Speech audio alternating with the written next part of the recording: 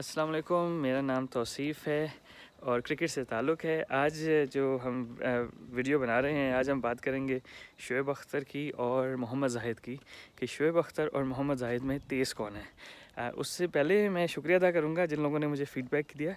हमारे न्यूज़ीलैंड के दोस्त हैं और कुछ पाकिस्तानी के दोस्त हैं जिन्होंने फ़ीडबैक दिया वॉक एंड टॉक वीडियोज़ पे। तो इंशाल्लाह जब तक हमारा लॉकडाउन चलता है, एक हफ़्ता और है शायद, तो काफ़ी सारे वीडियोस बना लेंगे। उसके बाद फिर हम देखते हैं जो आपने सजेशंस दी हैं, बेहतर कैमरा, माइक और ऑस्मोस्टिक, तो इंशाल्लाह कोशिश करेंगे जब लॉकडाउन खुले तो ले आएँ। अच्छा, अब बात करते हैं मोहम्मद ज़ाहिद और शोएब अख्तर की। तो मेरा थोड़ा सा बैकग्राउंड है कि मैं एज ग्रुप क्रिकेट पाकिस्तान में खेली थी 90s में, और उसके बाद थोड़ी सी डोमेस्टिक क्रिकेट खेली लेट 90s अर्ली 2000 में। तो शोएब अख्तर और मोहम्मद ज़ाहिद को बहुत करीब से देखने का मौका मिला 90s में ना, लेट 90s में, जब मिड टू लेट 90s में, जब ये दोनों ऑब्वियसली पाकिस्तान की टीम में आ रहे थे, आने वाले थे। तो पहले बात करूँगा मोहम्मद ज़ाहिद की, क्योंकि शोएब अख्तर जो है वो इंटरनेशनल थोड़ा सा बाद में खेले उनके। तो मोहम्मद ज़ाहिद जो हैं वो मेरे ख्याल है कि उन्होंने एक साइड मैच में न्यूजीलैंड के खिलाफ 6 आउट किए 96-97 के टूर में। तो हम न्यूज़पेपर वगैरह फॉलो करते थे और हर कोई बात कर रहा था कि यार ये जो है ना वो काफ़ी तेज़ बॉलर है और इसको खिलाना चाहिए और ये और वो। तो ऑब्वियसली पहले टेस्ट मैच में तो उन्होंने नहीं खिलाया, सईद अनवर कैप्टन थे और पाकिस्तान पहला टेस्ट मैच कुछ रन से हार गया। मेरे ख्याल न्यूजीलैंड को जल्दी आउट करके भी पहली इनिंग में, लेकिन वो रन ज़्यादा करा लिए और फिर एवेंचुअली वो खैर पहला टेस्ट मैच हार गए। तो फिर ज़्यादा प्रेशर थोड़ा सा था कि खिलाएं लड़के को, तो वहाँ पे फिर इनको अपॉर्चुनिटी मिली मोहम्मद ज़ाहिद को सेकंड टेस्ट मैच में, और 2 टेस्ट मैच की सीरीज़ थी और पाकिस्तान 1-0 से हार रहा था। सो मोहम्मद ज़ाहिद रावलपिंडी में टेस्ट मैच था और कोइंसिडेंटली मैं उस टाइम एज ग्रुप सेटअप में था, अंडर 16 अंडर 19 दोनों के था, मैं 16 साल का था।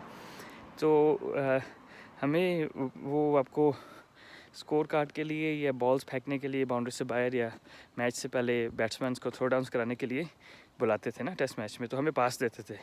तो विच मीन्स कि हम ग्राउंड के अंदर भी जाके मैच देख सकते हैं, अंदर से ना, with in like boundary line के बाहर से। तो वो बड़ा हमारे लिए तो बड़ी बात थी कि यार इस तरह का अरेंजमेंट है। तो एनीवेज, तो उस मैच में मैं coincidentally one of the ball boys, scoreboard guy, और जो खिलाड़ियों को प्रैक्टिस कराते हैं ना, उन बच्चों में से मैं एक था। अच्छा, अब उसमें हुआ ये कि पाकिस्तान ने न्यूजीलैंड ने पहले बैटिंग की, आई थिंक कोई लगभग बहुत ज़्यादा रन्स नहीं किए, लेकिन मोहम्मद ज़ाहिद ने 4 विकेटें ली और वो ठीक लग रहे थे, मतलब कि भागते बड़े खूबसूरत थे और लंबे रनअप से थे। लेकिन अब ये नहीं कह सकते कि यार वो मतलब बहुत ज़्यादा तेज़ थे ना, मतलब तेज़ तो थे नहीं, न्यूजीलैंड बॉलर से तो तेज़ थे, बाकी शाहिद नज़ीर थे पाकिस्तान के दूसरे फास्ट बॉलर शायद, उनसे भी तेज़ थे, लेकिन आप सुपर एक्सप्रेस नहीं कह सकते। अच्छा, वो इनिंग ख़त्म हो गई, उन्होंने काफ़ी लंबे बॉल किए। अच्छा, सेकेंड इनिंग्स जो है वो फिर क्या कहते हैं पाकिस्तान की थी। पाकिस्तान ने 180 रन की लीड ले ली, 180-82 रन की। एंड ऑफ डे 3 न्यूजीलैंड का स्कोर था 70 फॉर नन। और जनरली आप स्पीकिंग के जो डे 4-5 होता है, विकेट स्लो हो जाते हैं, तो फिर ज़्यादा काम फास्ट बॉलर्स का कम रह जाता है, स्पिनर्स का थोड़ा ज़्यादा हो जाता है। एनीवेज, तो अगली सुबह जो है वो हम फिर इसी तरह टीम को वार्म अप वगैरह में थोड़ा बहुत असिस्ट कर रहे थे। और अच्छा, उस दिन हमें ऐसे लगा कि यार अभी ये बड़ी लंबी पारी करेंगे ना। एक जस्टिन बॉन्ड थे बैटिंग कर रहे और दूसरा ओपनिंग बैट्समैन पता नहीं कौन था, लेकिन वो बड़ी भारी ले रहे थे ना। तो गेंद भी पुराना हो गया था, मेरे ख्याल है 25 एक ओवर कम से कम हो गया होगा। अच्छा, मोहम्मद ज़ाहिद आए और रिदम उन्होंने पकड़ लिया और रनअप जो था ना उनका बड़ा ही स्मूथ था। लेकिन डे 4 में जो है ना वो उनका रनअप कुछ और ही चीज़ हो गया था, यानी कि 1 विकेट ली, उसके बाद उनका जो था ना सिर्फ साइड से भागने का, वो बड़ा अमेजिंग था। और फिर जैसे जैसे 1-2 विकेट गिरते गए उनकी स्पीड भी बढ़ती गई और वो आगे से खिला रहे थे। आगे से खिलाने का मतलब है कि क्योंकि तेज़ थे तो बैट्समैन आगे आना नहीं चाह रहे थे, और जनरल बैट्समैन जो थे वो लेट खेल रहे थे ना उनको, और साइड से तो बड़ा साफ, जहाँ पे हम थे तो हमें बड़ा साफ नज़र आ रहा था। तो वो नेकेड आई को ना, जिस तरह वो भागते आ रहे थे और जिस तरह वो गेंद कर रहे थे ना, नेकेड आई को वो मैंने नेकेड आई से मैंने शोएब अख्तर को भी देखा है इसी तरह मैचेस में, बाद में भी काफ़ी जगह भी। लेकिन वो उनका एक स्पेल जो था ना मोहम्मद जाहिद का, उतना तेज़ मैंने साइड ऑन किसी को, साइड ऑन और थोड़ा सा फ्रंट ऑन किसी को मैंने देखा नहीं। और उसका ये होता था कि आप ये देखें बैट्समैन के पास रिएक्शन टाइम क्या है ना, तो बैट्समैन जो थे ना वो बहुत लेट रिएक्ट कर रहे थे। ऐसे लग रहा था कि शायद उनको गेंद दिख नहीं रहा, और वो बड़ा ही स्ट्रेंज वो था। लेकिन वही एक डेढ़ घंटे का जो था ना वो टाइम पीरियड जिसमें ये हुआ। लेकिन उसके बाद मैंने ऑब्वियसली ब्रेडली को भी देखा करीब से। शेन बॉर्न के ख़िलाफ़ तो मैं खेला भी हूँ काफ़ी दफ़ा।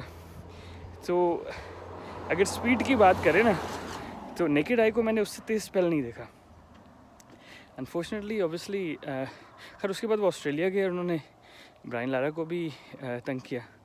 लेकिन अनफॉर्चुनेटली उस टाइम स्पीड गन्स थे नहीं, तो इट वाज डिफ़िकल्ट टू से कि यार इन दोनों में से क्या कहते हैं उनकी स्पीड क्या थी, और क्या कहते हैं ये शोएब अख्तर उनसे कितने स्लो थे। अच्छा, अब शोएब अख्तर का थोड़ा सा बैकग्राउंड। अच्छा, मोहम्मद जाहिद का ये हुआ कि वो उसके बाद ऑस्ट्रेलिया आए, उन्होंने तेज़ बॉल किए, विकेट इतने ज़्यादा नहीं लिए।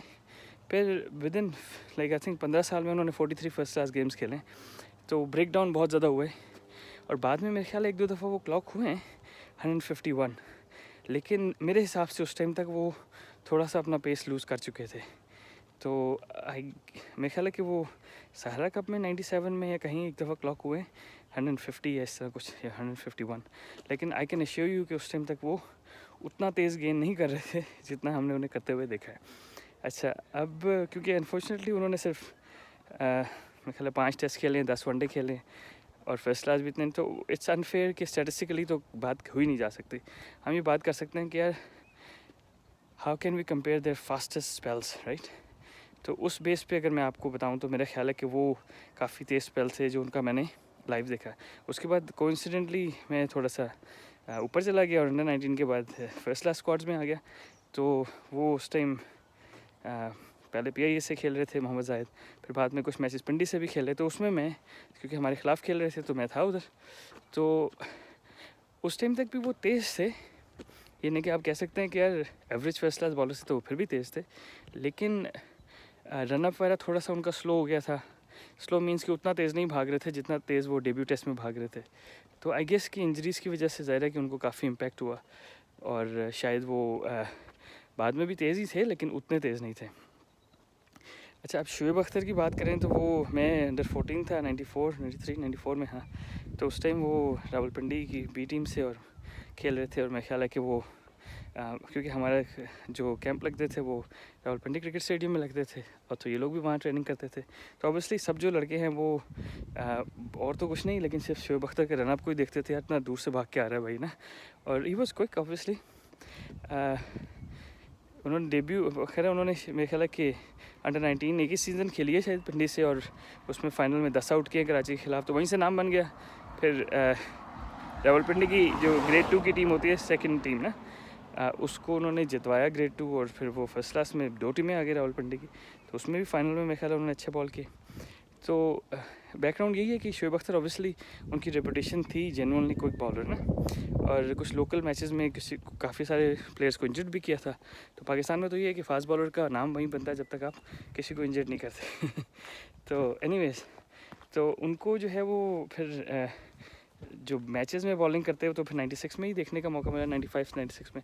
कुछ दोस्तों की राय ये थी कि इवन जो बैट्समैन जो उनको उस टाइम खेल रहे थे कि शायद जो है ना शोएब अख्तर वो चेक करते हैं, क्योंकि वो कहते थे कि यार जो पीछे वाला बॉल करते हैं ना वो काफ़ी लेट रिलीज़ करते हैं। वो तो ज़ाहिर है कि वो हाथ मारते होंगे आगे से, लेकिन उनको शक था कि वो शायद जर्क मारते हैं, या क्योंकि उनकी ऑब्वियसली जो एल्बो है वो डबल जॉइंटेड है, तो शायद उसका एडवांटेज था ना। तो सारे ही कहते थे कि यार तेज़ है लेकिन पीछे का गेंद ज़्यादा तेज़ है, मतलब जब वो बाउंसर मारते हैं तो आपको टाइम कम मिलता है। एनीवेज, तो ये तो जिन्होंने खेला है, क्योंकि हमने उनके साथ जब ट्रेनिंग वगैरह भी की है तो वो शायद उस तरह तेज़ बॉल नहीं करते, तो इट्स अनफेयर कि उनको ना मैं खेल के बताऊँगा यार कैसे थे। उसके बाद उनको ज़रा है कि वो 97 में पाकिस्तान के लिए खेले टेस्ट मैच, पिंडी में डेब्यू किया वेस्ट इंडीज़ के ख़िलाफ़। तो यू कैन सी कि जो उनका पीछे का बॉल था ना जब वो बाउंसर मार रहे थे, आई थिंक कैम्बल एक ओपनर थे वेस्ट इंडीज़ के, जो बाउंसर खेलते स्टम्प्स के ऊपर से जंप मार गए, यानी कि वो गेंद एक होता है ना, बाउंसर होता है, एक हाइट पकड़ता है और फिर डाइव कर जाता है ना, तो इनका जो बाउंसर था वो कैरीड ऑन, और which is obviously which means that कि इनकी एक्स्ट्रा यार्ड पेस थी ना। उसके बाद उन्होंने मेरे ख्याल है कि साउथ अफ्रीका वगैरह का टूर किया 97-98 में, और वहाँ पे भी उन्होंने मतलब कैलिस वगैरह को एक मैच में 5 आउट किए। तो वो जो मैं अपने एक्सपीरियंस की बात कर रहा हूँ कि मैंने उनको उस टाइम देखा है, पाकिस्तान में थोड़ा सा लाइव देखा है। उसके बाद मैं न्यूजीलैंड आ गया था, तो फिर पाकिस्तान ने जब भी न्यूजीलैंड का टूर किया है उधर देखा है। 2004 में पाकिस्तान का ऑस्ट्रेलिया के साथ टेस्ट मैच था मेलबर्न में, तो उस टेस्ट मैच में यहाँ से देखने गया था, तो उसमें मैंने उनको लाइव देखा है। तो काफ़ी ओकेजन पे देखा है, तो उसमें मैं ये कहूँगा कि वो ऑब्वियसली एक तो मोहम्मद जाहिद से ज़्यादा फिट थे, और वो जब मूड में होते थे ना तो वो कंसिस्टेंटली तेज़ गेंद करते थे। जब मूड में नहीं होते थे तो वो कैजुअली भी 145 तो करते ही थे वो। सेकेंडली ये कि उनका जो था ना आगे का बॉल वो डाई कर जाता था ना अक्सर कीपर के पास, यानी कि आप साइड से देख रहे हैं ना तो आप कहेगा यार ये तो, हालांकि होता वो भी 140-45 150 भी होता होगा, लेकिन जो उनका पीछे वाला बॉल होता था ना शोएब अख्तर का, वो ऐसे राइज करता था जैसे उसने नीचे आना ही नहीं तो पीछे वाले बॉल में उनकी बहुत ज़्यादा जान थी। ठीक है, तो अगर हम फास्टेस्ट स्पेल्स को कंपेयर करें तो स्पीड का ऑब्वियसली इट्स डिफ़िकल्ट कि यार, क्योंकि मोहम्मद जाहिद की जो स्पीड जो थी वो कभी प्रॉपरली रिकॉर्ड नहीं हुई। जब हुई भी है तो वो तेज़ नहीं थे, और उसके बावजूद वो 150 थे। तो आई हैव अ फीलिंग कि क्योंकि मोहम्मद जाहिद को आगे से बहुत अच्छा कैरी मिलता था, यानी कि वो अगर गुड लेंथ भी कर रहे हैं आगे भी कर रहे हैं तो कीपर बाज का सर के ऊपर से पकड़ रहा होता था, और शोएब अख्तर का कभी कभी होता था, लेकिन मोहम्मद जाहिद का ज़्यादा कंसिस्टेंट होता था।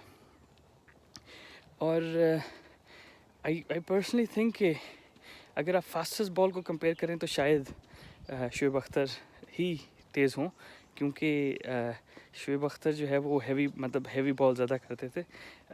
जो मोहम्मद जाहिद हैं उनको आगे से कैरी अच्छा मिलता था। वो तेज़ तो सिमिलर पेस ही थी, लेकिन उनको आगे से कैरी अच्छा मिलता था।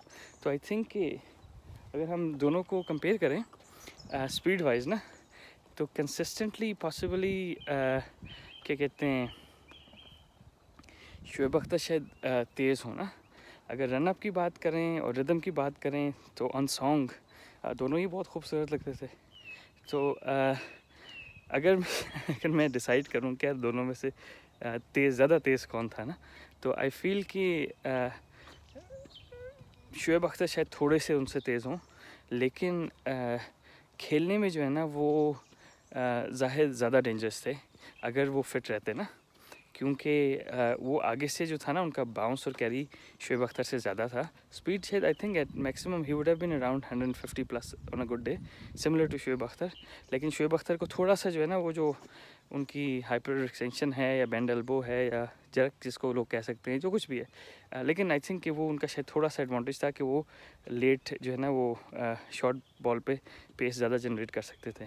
वेयरएज मोहम्मद जाहिद जो हैं वो रिदम से पकड़ाते थे बॉल, और उनका जो था ना आर्म की स्पीड डेफिनेटली शोएब अख्तर से ज़्यादा थी, क्योंकि उनको हमने देखा ना साइड से घुमाते हुए बॉल, तो वो डेफिनेटली आर्म स्पीड जो है ना वो उनकी शोएब अख्तर से ज़्यादा थी। शोएब अख्तर पॉसिबली थोड़े स्ट्रॉन्ग थे तो उनको थोड़ा सा वो एज था।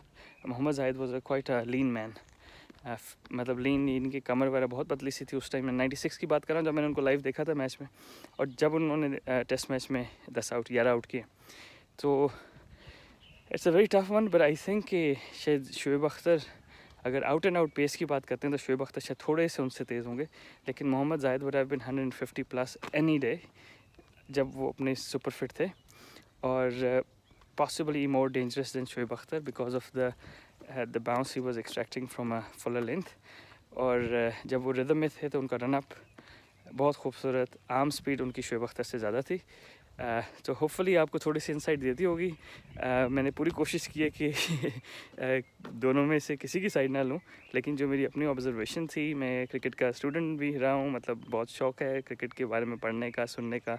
बहुत लोगों से सवाल कुछ पूछता हूँ, जो पुराने प्लेयर्स के बारे में भी, कुछ हमारे टेस्ट क्रिकेटर्स फॉर्मर ऐसे रहे हैं इंग्लैंड के भी इंटरनेशनल क्रिकेटर्स जो हमारे साथ कोचिंग करते रहे हैं, तो जो जहाँ मिलता है मैं उनको पकड़ के ना मुख्तलिफ सवाल करता हूँ। तो इसी उसमें मैंने क्या कहते हैं ये वीडियो बनाई है कि मैं अपनी तरफ से जो है वो ईमानदारी से आपको फीडबैक दे रहा हूँ। बाकी ज़ाहिर है कि जो कीपर्स होंगे इन दोनों को जिन्होंने कीप किया होगा वो शायद बेहतर बता सकें। बट या मेरी राय ये है कि शोएब अख्तर तेज़ थे even at the best of Mohammad Zahid शायद ज़्यादा डेंजरस थे क्योंकि वो आगे से बाउंस एक्सट्रैक्ट करते थे और पीछे वाला बाउंसर शायद शोएब अख्तर का ज़्यादा कैरी करता था। चलें घर आ गए तो इंशाल्लाह एक वीक और रह गया हमारा लॉकडाउन का, तो इंशाल्लाह फिर वीडियोस बनाएंगे। अस्सलाम वालेकुम।